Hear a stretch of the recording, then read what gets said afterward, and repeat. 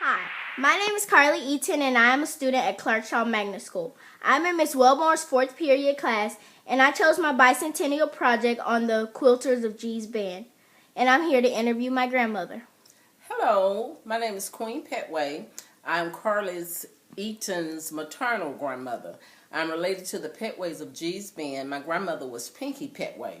I agreed to do this interview with Carly on the history and the founders of the G's band Quilters. In this interview process, I will try to answer questions to the best of my knowledge about this subject.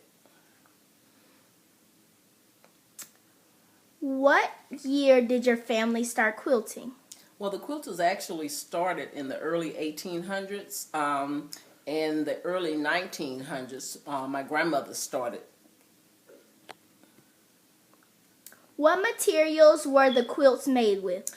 Most of the quilts were made from old clothes, mostly clothes that were too small for us, or clothes that we had outgrown, or sometimes they even found clothes like on the side of the road and would go home and hand wash them and cut them into pieces to make the quilts. How long does it take to make a quilt?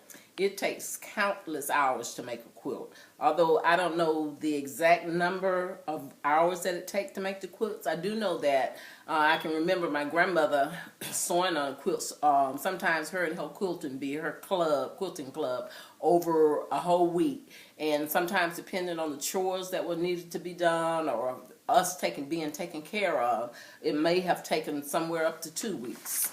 Why did your family start making quilts? In the beginning, they started making the quilts for extra covering because of the cold weather and so many grandkids and not having enough beds to sleep on. They started making these for the kids.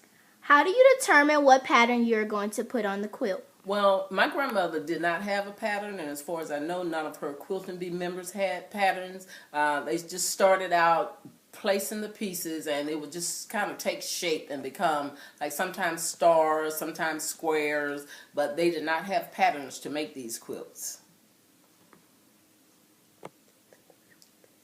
Okay, and I just have one here. This was some of the patterns that they did use. Now this one was not one that my grandmother made, but I later got this from one of my cousins, and it's in the shape of like a star. But there were countless patterns that were similar to this. All right, this is Carly Eaton's 2018 Bicentennial Project.